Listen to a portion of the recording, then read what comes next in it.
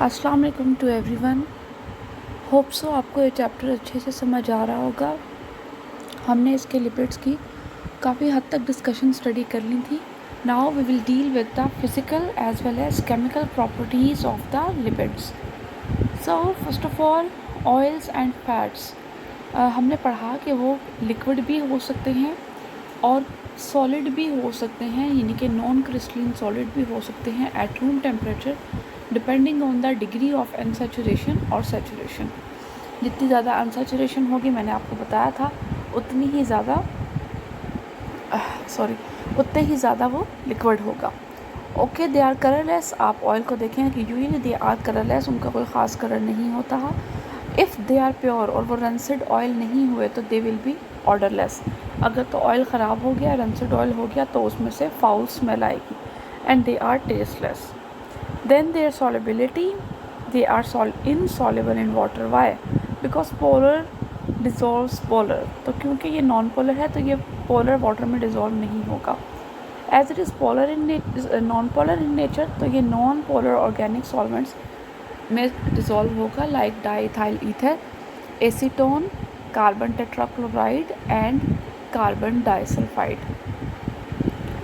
They readily form emulsions when agitated with water. ये तो आपने कॉमनली ख़ुद भी नोट किया होगा, जब आप ऑयल को वाटर में डालें और उसको बहुत ज़ोर ज़ोर से हिलाएं तो एक झाग सी बनती है, एक इमल्शन बनती है। तो इसको, या सोप के ऊपर से जो झाग आती है वैसा बनता है। तो इस चीज़ को हम कहते हैं कि वो क्या बनाता है, इमल्शंस बनाता है, वाटर के साथ भी और सोप के साथ भी। सो दे आर आल्सो, यानी कि सोप और वाटर क्या है, सोप ऑफ वाटर ऑयल के लिए एमल्सिफायर हैं, ये ऑयल को एमल्सिफाई कर देता है। Now their conductivity, they are poor conductor of heat and they are poor conductor of electricity. हम सबको पता है कि वो अच्छे कंडक्टर नहीं हैं, उसके अंदर से फ्री इलेक्ट्रॉन्स पास नहीं कर सकते। तो फिर ये कैसा यूज़ होता है, ये हमारी बॉडी में एज एन इंसुलेटर यूज़ होता है। वेल देखें आप, जो एक्वेटिक एनिमल्स में एक्वेटिक एनिमल्स जिस टेम्परेचर पे मेरीन में रहते हैं और वो हाईली कूल टेम्परेचर में रहते हैं, तो वो क्यों ऐसे रहते हैं, क्योंकि उनके अंदर जो फ़ैट की ब्लबर लेयर है वो उनको इंसुलेट रखती है आउटसाइड टेम्परेचर से। फिर है हमारे पास इनकी chemical properties. We will see their chemical properties. First of all, hydrolysis. जिस तरीके से फैट एंड ऑयल जनरेट हुआ था, एग्जैक्टली उसका ऑपोजिट है हाइड्रोलिसिस ऑफ लिपिड्स। ठीक है, ट्राइग्लिसराइड्स जो हैं वो आराम से हाइड्रोलाइज हो जाते हैं। जो एंजाइम यूटिलाइज होता है उसको लाइपेसिस कहते हैं, और ये लाइपेसिस जो है फैटी एसिड को दोबारा से ग्लिसरॉल में कन्वर्ट कर देते हैं। ग्लिसरॉल हमने कल डिटेल में पढ़ा था, वो स्टार्टिंग मटेरियल है जिसमें एक ही मॉलिक्यूल में 3 OH बॉन्ड्स हैं। They are alcoholic in nature. तो पहले हमने क्या पढ़ा, इन दोनों से ये बना था, मतलब रिएक्ट आपके पास ट्राइग्लिसराइड्स फैट्स बने थे। अब इनके रिएक्शंस में आपने इसका ऑपोजिट पढ़ना है कि इन the presence of water and lipase enzyme glycerol and fatty acid will be converted back. ठीक है, नेक्स्ट है सपोनिफिकेशन। सपोनिफिकेशन का सिंपलेस्ट डेफिनेशन है सोप फॉर्मेशन। तो अगर आपको आता है तो आपने पूरा लिखना होगा, it is the hydrolysis of a fat और ऑयल। पहली स्टेप में क्या है, saponification, it is a hydrolysis. किसकी हाइड्रोलिसिस है, फैट्स या ऑयल्स की। किसके साथ आपने हाइड्रोलिसिस करनी है, इन the presence of alkali. Alkali की प्रेजेंस में फैट एंड ऑयल की जब हाइड्रोलिसिस करेंगे you will get soap.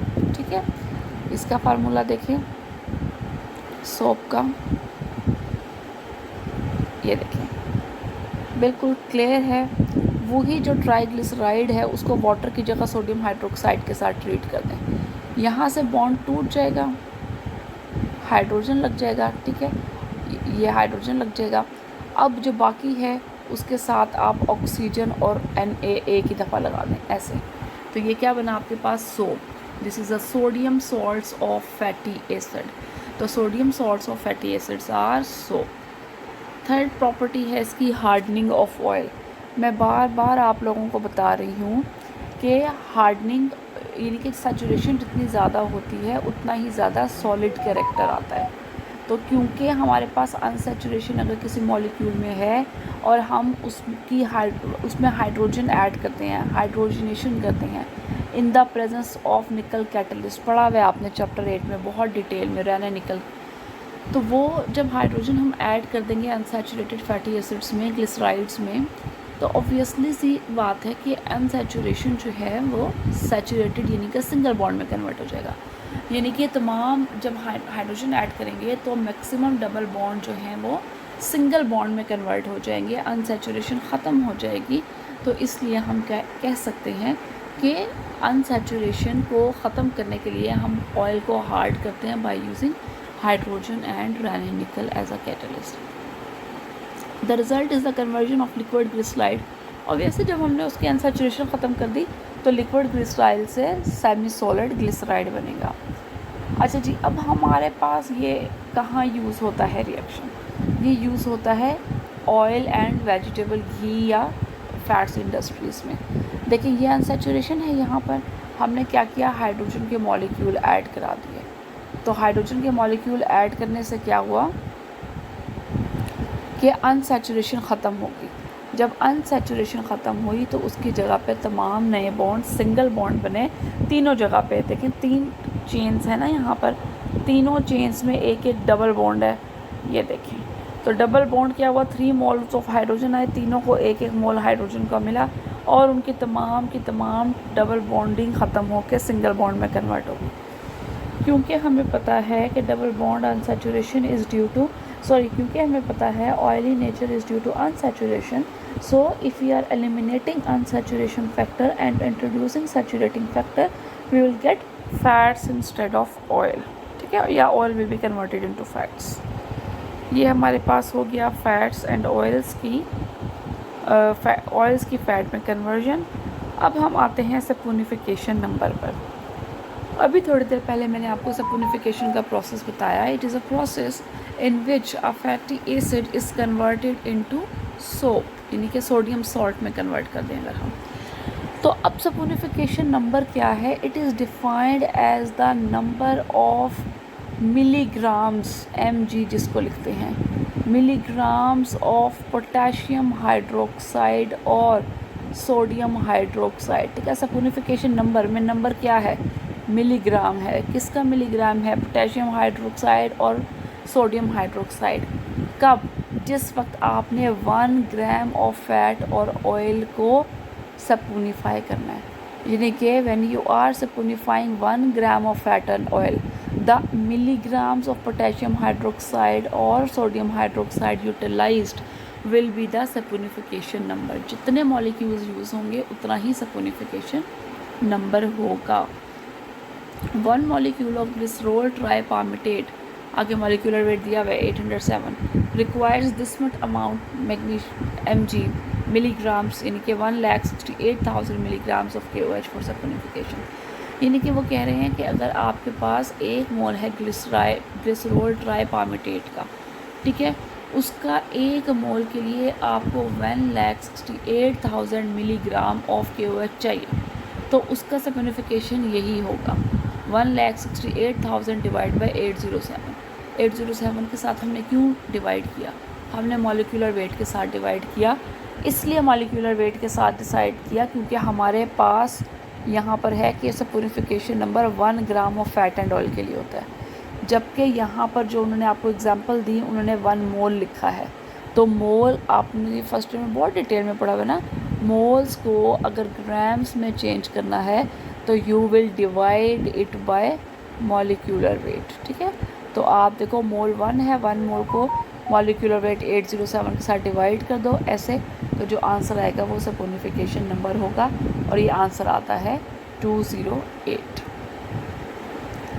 Okay, हम नेक्स्ट मूव करते हैं। स्टक हो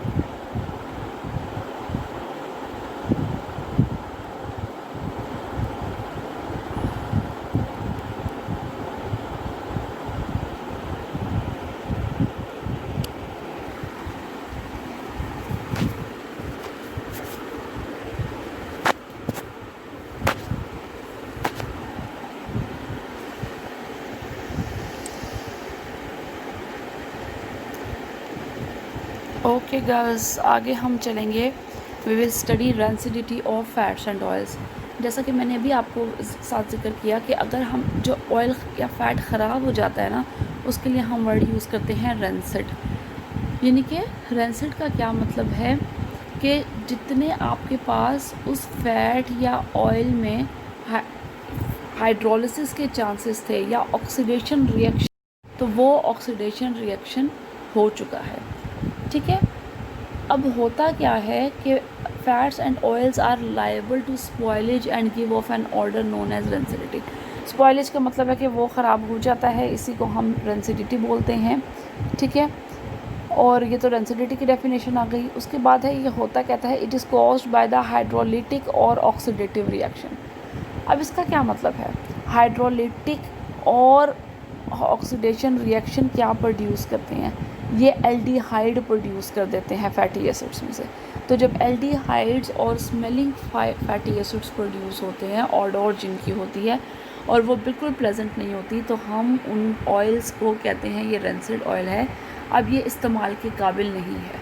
तो ये इस्तेमाल के काबिल क्यों नहीं है? क्योंकि इसके अंदर अब बहुत ज़्यादा एल्डिहाइड्स और फैटी एसिड्स बन चुके हैं जो कि जिनका ऑडोर है और जो हमारी सेहत के लिए अच्छे नहीं हैं। ठीक है। Oils from sea animals which contain relatively high proportion of unsaturated hydrocarbon chain deteriorate rapidly. ठीक है। अब यहाँ पे वो किस किस्म की बात कर रहे हैं एसिड्स की? अनसैचुरेटेड एसिड की बात करते हैं कि वो एनिमल, सी एनिमल जिसमें अनसैचुरेटेड चेन की मिकदार ज़्यादा है या प्रपोर्शन ज़्यादा है, वो जल्दी डिटोरिएट होते हैं। क्यों? क्योंकि रिएक्शन हमेशा डबल बॉन्ड पर होता है। यहाँ पर क्वेश्चन बनता है, अपने रजिस्टर्स पे नोट कर लें। यहाँ पे क्वेश्चन बनता है वाई, जो उन्होंने इतनी बड़ी स्टेटमेंट लिखी है ना कि जो सी एनिमल से ऑयल आता है वो क्यों जल्दी डिटोरिएट होता है? वो इससे जल्दी डिटोरिएट होता है क्योंकि उसके अंदर है अनसैचुरेशन। और अनसैचुरेशन यानी कि डबल बॉन्ड के ऊपर रिएक्शन सबसे ज़्यादा फास्टली होता है। तो वो जो फास्ट रिएक्शन होता है उसकी वजह से ऑयल जो है वो रेंसिड ऑयल में कन्वर्ट हो जाता है। ओके, नेक्स्ट है हमारे पास आयोडीन नंबर। आयोडीन नंबर क्या है कि जब आप किसी भी ऑयल के अंदर अनसैचुरेशन डिटरमिन करना चाहते हैं या फैट के अंदर अनसैचुरेशन डिटरमिन करना चाहते हैं, तो जो टेस्ट आप परफॉर्म करते हैं उसको कहते हैं आयोडीन नंबर। ठीक है। अब ये क्या है? जिस तरह हमने भी पढ़ा थोड़ी देर पहले ऑयल्स के सपोनिफिकेशन के बारे में कि 1 ग्राम ऑयल के लिए कितने मिलीग्राम्स ऑफ रिएजेंट चाहिए होगा। ठीक है। यानी कि सोडियम हाइड्रोक्साइड या पोटेशियम हाइड्रोक्साइड, तो वो था सपोनिफिकेशन नंबर। आयोडीन है जब आपको आयोडीन नंबर, इसको थोड़ा सा और आपके लिए विजिबल करती हूँ। ओके, आयोडीन नंबर है कि आप उसको ऐसे डिफ़ाइन करें कि कितने ग्राम्स, अब देखें वहाँ सपोनिफिकेशन नंबर में मिलीग्राम्स ऑफ पोटेशियम हाइड्रोक्साइड की बात करते हैं, आयोडीन नंबर में ग्राम्स ऑफ आयोडीन की बात करते हैं कि कितने ग्राम ऑफ आयोडीन रिक्वायर हैं 100 ग्राम ऑफ फैट एंड ऑयल के लिए। ठीक है। वहाँ पे कितना था? वहाँ था 1 ग्राम के फैट एंड ऑयल के लिए कितने मिलीग्राम्स चाहिए। यहाँ है 100 grams of fats and oils के लिए, एक्सक्यूज़ मी, यहाँ है कि 100 grams of fats and oils के लिए कितने ग्राम ऑफ आयोडीन चाहिए। ठीक है। ऑब्वियसली सी बात है, जितने डबल बॉन्ड होंगे उतना आयोडीन यूज़ होगा, क्योंकि हर कार्बन कार्बन डबल बॉन्ड पर कार्बन सिंगल बॉन्ड कार्बन बनकर आयोडीन लग सकती है। ठीक है। तो जितने डबल बॉन्ड्स होंगे उतनी ही आयोडीन्स ऐड होंगी। ओके, अब ग्लिसराइड्स जो हैं जिनके पास कोई भी डबल बॉन्ड नहीं है, तो उनका आयोडीन नंबर क्या आएगा? ज़ीरो आएगा ना, क्योंकि उनका तो कोई आयोडीन नंबर है ही नहीं। उसके बाद है हमारे पास एसिड नंबर। अब एसिड नंबर क्या है? The acid number of fat and oil indicates, क्या इंडिकेट करते हैं कि कितने फ्री फैटी एसिड्स प्रेजेंट है। फ्री फैटी एसिड्स का मतलब है जो कि रिएक्ट नहीं किया जिन्होंने। ठीक है। ग्लिसरॉल के साथ रिएक्ट नहीं किया, कितने फैटी एसिड्स प्रेजेंट है, वो होता है उसका एसिड नंबर। और ये भी मिलीग्राम्स ऑफ पोटेशियम हाइड्रोक्साइड है जो कि 1 ग्राम ऑफ फैट को न्यूट्रलाइज करने के लिए यूज़ होता है। ओके, फिर हम पढ़ेंगे स्टेरॉइड्स। स्टेरॉइड्स क्या हैं? बेसिकली दे आर फैट और ऑयल इन नेचर, इसलिए हम इनको लिपिड्स की कैटेगरी में पढ़ रहे हैं। तो बेसिकली स्टेरॉइड्स क्या हैं? स्टेरॉइड्स आर हार्मोन्स, ठीक है। They are naturally occurring lipids. कहाँ होता है? एनिमल्स में होता है। देयर पेरेंट्स मॉलिक्यूल, अब पेरेंट मॉलिक्यूल का नाम उन्होंने लिखा हुआ है पर हाइड्रोसाइक्लोपेंटानोन फेनेंथ्रीन कंपोनेंट, और ये जो इतना बड़ा नाम लिखा हुआ है ये इसका स्ट्रक्चर बना भी दिया है उन्होंने, ठीक है। पर हाइड्रोसाइक्लोपेंटानोन फेनेंथ्रीन कंपोनेंट। अब इसका क्या है? इसके पास 3 6 मेंबर रिंग है, 1 2 3, ठीक है। 3 तो है यहाँ पर, 6 मेंबर रिंग और एक पेंटा, क्योंकि आपने सुना होगा जब मैं ले रही थी, तो पेंटा मीन्स 5 मेंबर रिंग, ठीक है। तो ये देखें, एक ये 5 मेंबर रिंग है, 1 2 3, ये तीनों 6 मेंबर रिंग हैं, ये 5 मेंबर रिंग है। अब ये तमाम आपस में फ्यूज्ड स्ट्रक्चर के साथ ज्वाइन होती हैं। फ्यूज स्ट्रक्चर का मतलब ये है कि देखें वॉल टू वॉल जुड़ी हुई है। द रिंग आर ज्वाइंड और fuse to each other and have a lot of carbon atom. Very small variations in the bonding of atom in the ring and the groups attached to them give rise to compound that are remarkably diverse in their biological function.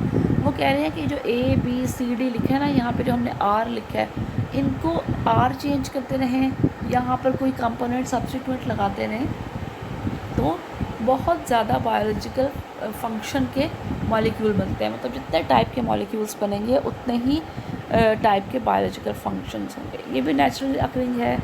Cholesterol है, ergosterol है, male and female sex hormones हैं, और adrenal cortex के hormone हैं। They all are steroids in nature, ठीक है। And always remember excess of steroids are always bad. तो अक्सर औक़ात मेडिसिन्स या टॉपिकल जो क्रीम्स होती हैं उनमें ये होता है, स्टेरॉइड्स होते हैं, तो उसको ध्यान रखना चाहिए। अच्छा जी, अब हमने जिस तरह अभी मैंने आपको बताया कि स्टेरॉइड्स जो हैं वो ह्यूमन बॉडी में या एनिमल्स में, लिविंग ऑर्गेनिजम्स में होते हैं।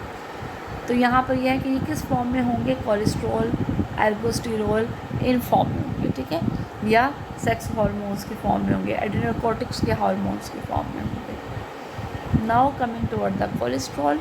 Cholesterol is one of the key component of steroids. It is most abundant animal sterol. और कहाँ होता है ये? एनिमल टिश्यूज़ में होता है।